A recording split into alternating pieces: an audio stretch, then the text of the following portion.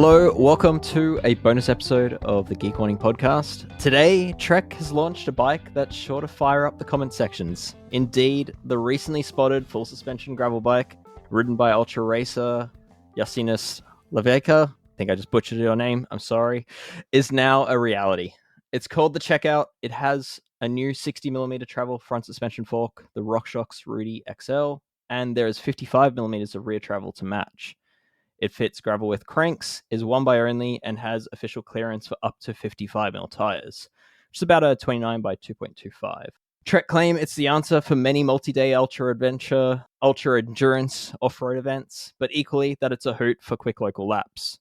However, it's the design and testing of this bike that brings my fascination up to a boiling point. Trek has published a white paper explaining how it used a rolling road with 3D motion capture, on-bike sensors, and a metabolic mask to understand the benefits in having suspension on typical gravel terrain. So with that, the company has lent some of its engineers involved in the testing and making of the bike for me to geek out with. We'll talk about the bike, what modern off-road efficiency testing looks like, why gravel bikes continue to go where mountain bikes have been, and plenty more. And just a note for those on the free feed, which if you're hearing this, that's you. This episode goes for about an hour, and we cover all sorts of things that dive deep into the testing of this bike, and I ask a bunch of questions about tire size choice versus suspension, where they see gravel going, all that. That comes at the second half of the episode, which, if you're on the free feed, you won't hear. So to get onto the paid feed, you need to be a member of Escape Collective, then head to our podcast page, and you'll see a link there to get these podcasts, the full versions, into your podcast player of choice. And if you'd rather not have it in your podcast feed, then you can just head to escapecollective.com, and once you're logged in as a member, you'll see on the podcast page you can actually listen to the full episodes right there as well. All right, let's get back to the episode. Let's make some introductions. All right. Alex, I'll get you to introduce yourself first. Yeah, my name is Alex Bedinghaus. I've been at Trek for about 12 years, starting as a component design engineer and then kind of working my way into a lead systems design engineer. Technically, I'm a senior mechanical design engineer. Yeah, so the last 2.5 years have been me working on Checkout, trying to figure out whether this Monster Cross thing could be a reality. And I'm excited to dig in. This will be cool. Awesome. And Kyle, I'll get you to introduce yourself. Thanks. I'm Kyle Russ. I am a biomechanical engineer for Trek Bikes. I've been here a little over 14 years now. Started in saddles and grips, and that kind of quickly became other products where we wanted to understand the effect of the part on the rider. So it started more like insoles, chamois, ultimately shoes. And over the years, I pitched Trek on a lab where we could study the rider in a controlled environment. And around 2018, we built that lab. And then I switched over to our analysis team. And at the time, we decided to brand the analysis team, knowing that we would tell stories both internally and externally. So we're known as the Trek Performance Research Team now. And it's been a really fun time building out capability and digging into the weeds a bit further, as we'll get into today with each performance bike that we make. Yeah, I mean, the white paper you've published with the Checkout seems pretty comprehensive and a lot going on. Like, is this one of the more comprehensive tests that you've put together, or what was the last major project that was sort of this size? Well, the last white paper we wrote was on the Super Caliber Gen 2, and that was the last, at least outward-facing study that brought together myself, a colleague, Paul Harder, and another colleague, Wendy Oakes. Paul is an instrumentation guru. So when we get into the discussion around the accelerometers and strain gauges, he's doing that work. And Wendy is another biomechanical engineer who she has her PhD in biomechanical engineering. She's done 2 postdocs, extremely brilliant. And for these big efforts, we like to bring these different skill sets together. Mine leans more towards physiology these days.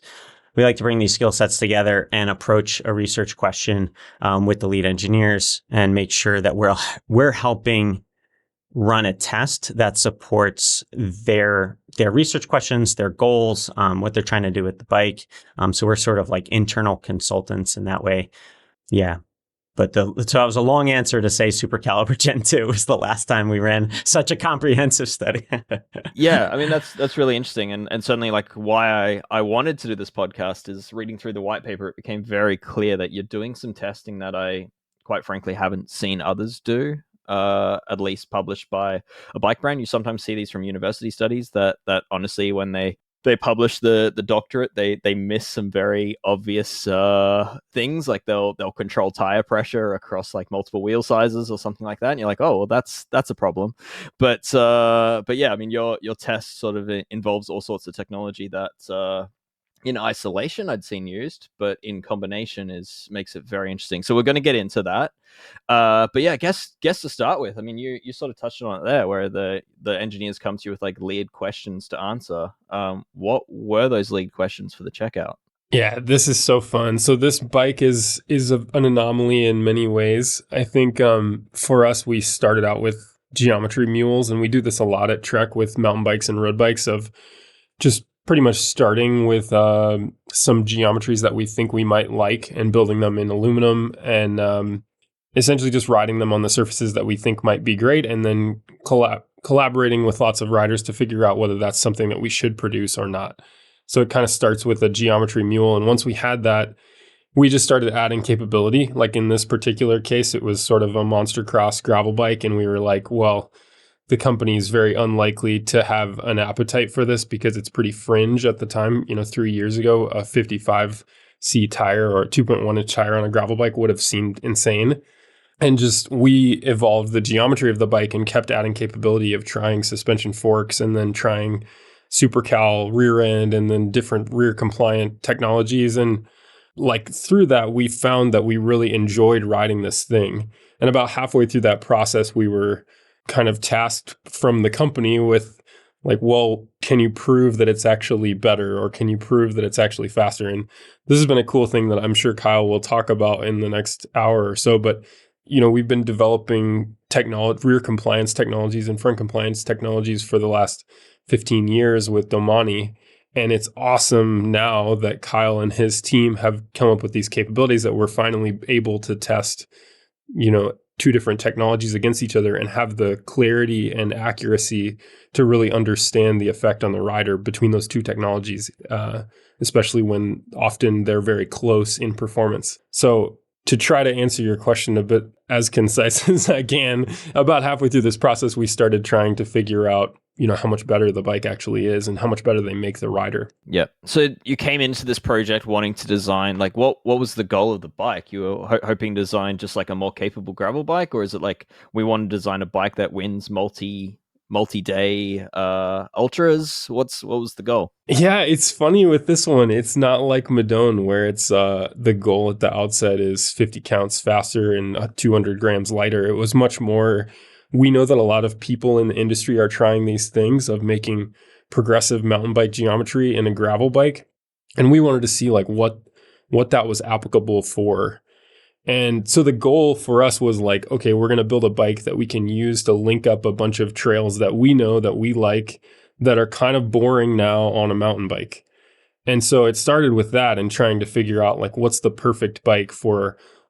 It's really getting back to this all-terrain bicycle format and kind of harkening back to the early days of mountain bike when you're connecting all this double track and you don't know if it's going to be gnarly or not. And so we're trying to make sort of a perfect bike for that, which is so, I'll just say at this point, it's so difficult to make a perfect bike for all of the surfaces effectively. Sure. So yeah. that was something that we were really diving into, of trying to figure out what that means and how to optimize for the surfaces that we thought would be neat. So for us, that was a lot of double track, that was chunky Jeep trail, a lot of gravel, and then big days that might include some sort of green or up to blue single track.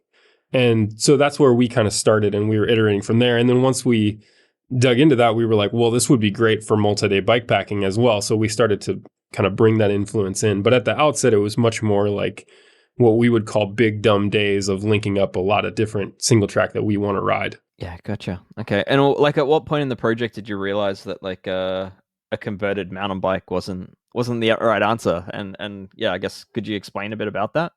Absolutely. Yeah, I mean pretty early on, I guess. it's pretty easy, to be honest, to try a lot of that stuff. So even we were going to several different research trips around the country, but one of the ones that comes to mind is Asheville, North Carolina. And we just built up like all of the options of a Trek version of what you could bring. So we had a rigid Superfly single speed that we built. Trek made in 2015. We put drop bars on that on a size down version. We brought a SuperCal.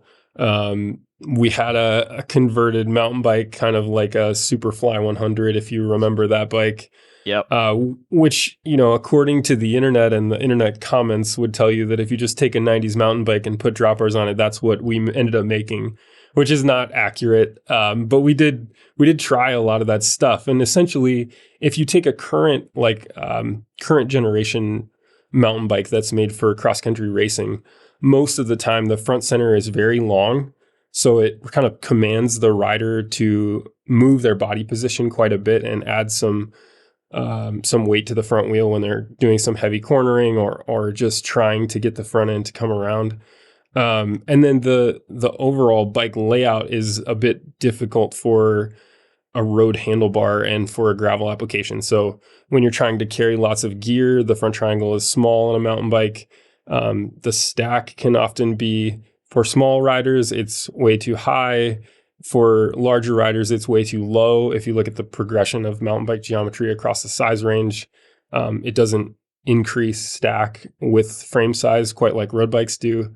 There's a lot there essentially. And what we found was just that those systems handled like a mountain bike, like you're taking a mountain bike and riding gravel on. Essentially, it's too slow for the kind of maneuverability that we desired. And also it was like not quite the right thing. You're carrying a lot of fork when you're only using 30 to 50 millimeters of the travel, things like that. So we can get into more specifics of what we ended up with the checkout geometry, but in general, the mountain bike solutions that we found were not good enough for what we wanted to do.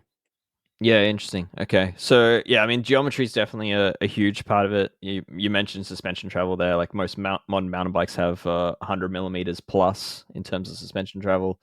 You've sort of settled in like a middle ground in that space. Yeah, I mean, on top of that, I guess the other thing that stands out to me is that the checkout has stuck with like a gravel width Q factor in terms of the crank. So it's like it's using, you've squeezed a bigger tire in there, but without going to a mountain bike crank. So I think there are a few things here that stop it from being an old mountain bike. But yeah, let's talk about that you ended up on suspension. We've seen other brands do this where they're sort of suspending the rider versus suspending the bike. Can we talk a bit about that? Like, suspension stem and suspension seat post, I guess, is probably one example, which a lot of brands have sort of gone that path. So why go full suspension? Yeah, the short version, I think, in answering this question is mostly that we don't really think that we're not exactly sure about how many of these iterations of this kind of bike we'll get to make. Essentially, the market appetite is unclear. I think it's going to be awesome, but I think it's going to take some time for people to understand how to use it and understand how cool it can be and sort of open their minds to new routes. I just preface with saying that for us, suspending the rider would be always a less efficient system than suspending the whole system, essentially decreasing the unsprung mass, getting us to a point where we have like the maximum amount of sprung mass, I guess, is sort of where we wanted to be. It's what we knew that we wanted to have as an end result. So these ideas of suspending the rider by just supporting, say 3 of the touch points through the handlebar and the saddle, you still have a pretty bad detriment of the rider's going to load through their feet. And so the bike's going to absorb force through the bottom bracket. Even if you try to suspend all of the points of contact, but still leave the frame as a unsprung member, you still lose some of the efficiency. And so we knew that from a fundamental perspective. And we also knew that from riding mountain bikes for years. I mean, we have a great depth of knowledge in mountain bike engineering. And so I did several rounds of meeting with sort of our industry experts internal to the building. And it just felt that if we could decrease unsprung mass to the greatest extent, we would have the highest performance system. So we kind of just went straight for the end. Gotcha. Okay. I think we'll get a bit into that about how you came to those conclusions and numbers and sort of the testing you've done around that. But yeah, I mean, this bike, like you mentioned, it was sort of to link up the trails and to achieve what I guess mountain bikes used to achieve before terrain got really difficult and we started pushing the demands on what a mountain bike should do.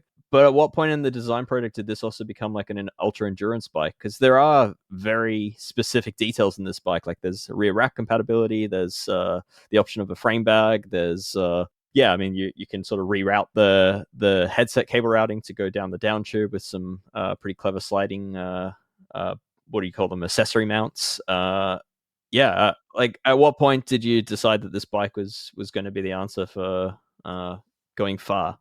Yeah. So we, as you alluded to, you knocked it out of the park listing off all the features. I mean, we worked really hard to make this bike applicable to both bike packing and single day adventures. To answer your timeline question, I mean, so as soon as we had a full suspension bike that we were riding and really enjoyed, we started thinking about the limits of what it could do. And essentially for us, like the single day was really cool, but it was easy to jump then from a single day adventure to a multi-day because obviously a lot of us enjoy getting out into the backcountry and, farther away is just more interesting to find new places and see new things. And so kind of limiting it to a single day adventure seemed like not as cool of a possible, not as neat of a solution as we possibly could. We could have something that could do multi-day and it wouldn't be that much harder than if we made this thing that was amazing for single day adventures. So, I would say like probably less than a year into the development of a 2.5-year development cycle, we started trying to figure out how we would get cargo carrying capacity. We had kind of planned on maximizing front triangle volume from the beginning, but then figuring out how we were going to enable the rider, as you said, to have these backup plans for, cable routing if they start with headset routing, but then need to at the last minute throw on a rear brake hose from a bike shop. We added the external routing option. The rack was a huge development cycle of knowing that all of us that race and ride bikepacking routes didn't enjoy like doing technical terrain with a big seat pack. And then having interviewed a lot of customers that are on the size small or size medium frames, that the seat pack really limits their ability to have a dropper post and limits their bike maneuverability because the seat pack is touching the tires or the handlebar bag is touching the tires. Things like that all started to come into play. And that kind of drove us toward creating this linkage rack, which was started out just as what if we put a rear rack on the bike? And then as you kind of alluded to earlier, that figuring out how to decrease the unsprung mass was big in the forefront of our minds, trying to make this bike as efficient as possible. So I didn't really want to slap a rack right on the seat stays. But then we wanted a system that kind of combined the best of both worlds of having, tethered to the frame. Mostly the frame takes most of the load, but then having the ability to kind of touch off on the rear axle, just above the rear axle, gives a bit more torsional rigidity to the rack, makes the rack so that you don't have to overbuild it heavily, and still it's a pretty lightweight system.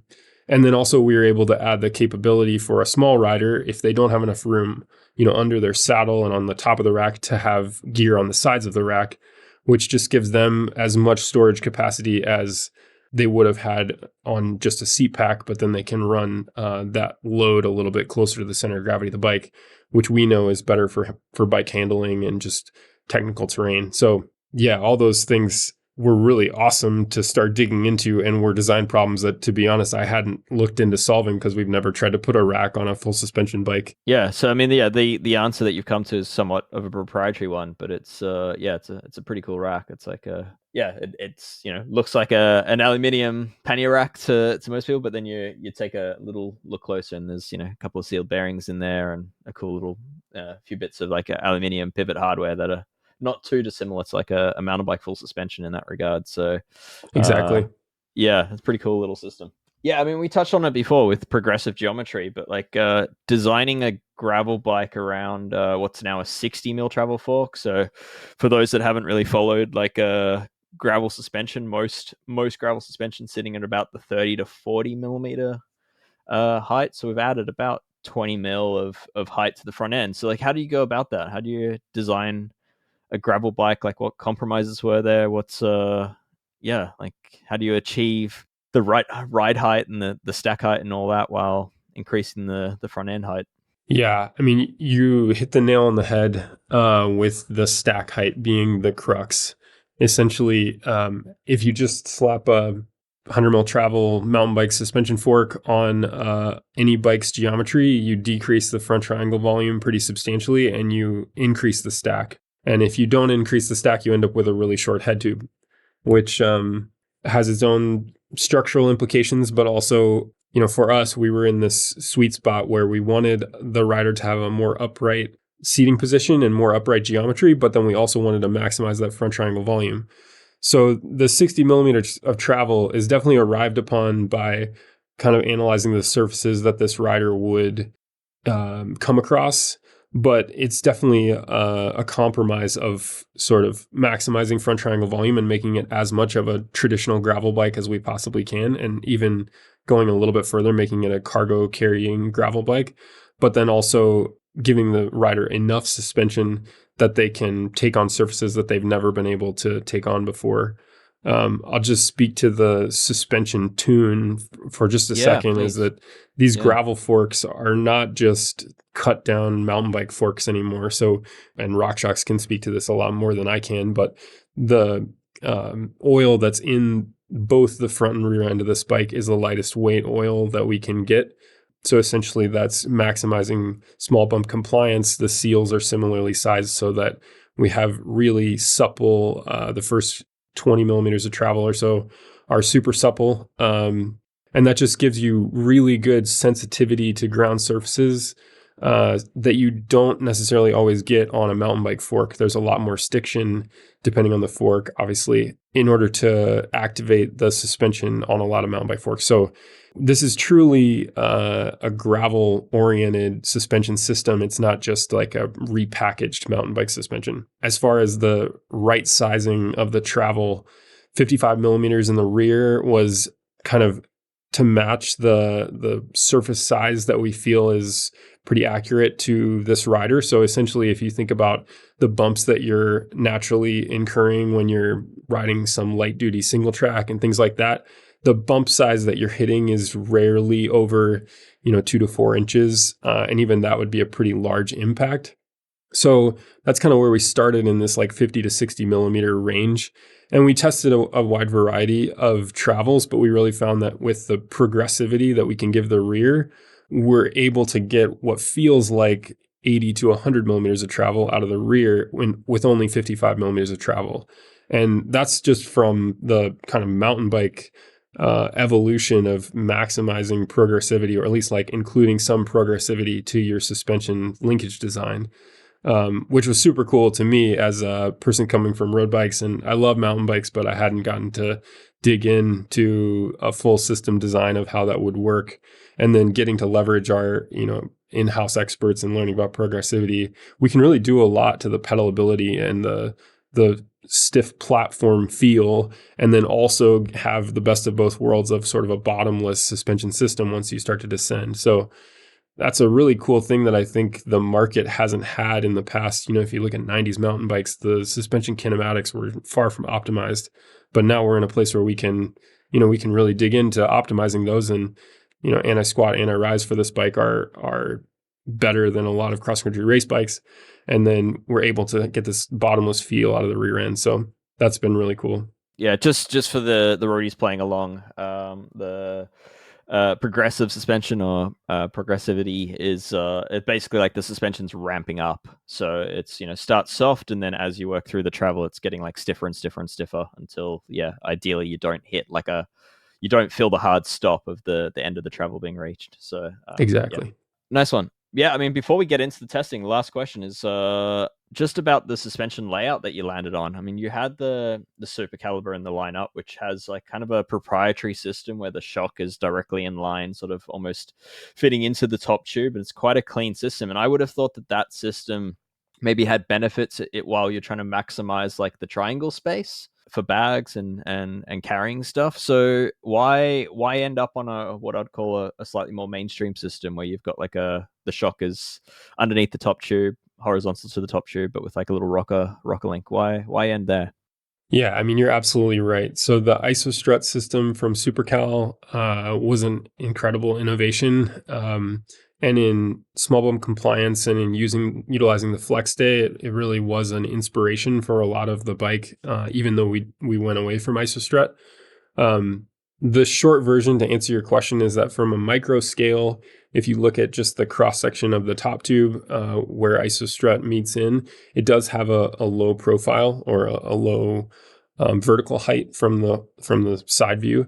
But the macro scale is that the the seat stays and top tube have to be relatively in line. So essentially across the size run for say like a size medium, that aesthetic would look really good and the front triangle volume would be pretty close to what it would be with a traditional road bike layout, such that the front triangle is adequately large. But as you scale that up to like say a size XL, we can't actually increase the seat stay angle very much because then the suspension performance would be degraded. If you think about the angle of the top tube versus the seat stays, they would kind of intersect rather than being in line. Yeah. Yeah. So what we found is that if we were to use that IsoTrust system for a size medium, large through XL, we would have to have like a split front triangle where there would have to be a second top tube and two bags, and it just got kind of complicated and a little bit heavy. So then we started looking at how light we could make a swing link system, and there's some benefits to it as well because the actual pivot loads and joint loads are quite low. So we started going down that route and found a lot of benefits in the way that we actually did execute it. And we did work really hard to make that same profile that you see from the side view be as small as possible so that we did maximize front triangle volume. Gotcha. Okay. Yeah, all makes sense. Yeah, it's probably worth noting at this point, I didn't say it in the intro, but we do have all images and coverage on this over on Escape Collective for people listening and wondering what the heck we're talking about.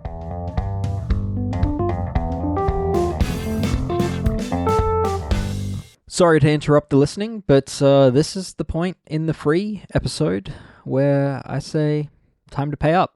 So yeah, if you're not already a member of Escape Collective, head to escapecollective.com/sign up and become a member of everything that we do at Escape Collective. Yeah, we're a wholly member-funded organization. We only exist through subscriptions and no other revenue. So yeah, that's why we're cutting you off here. But if you'd like to join, please head to escapecollective.com and you'll be able to quickly pick up the full version of this episode to continue listening and to catch up on everything else we do.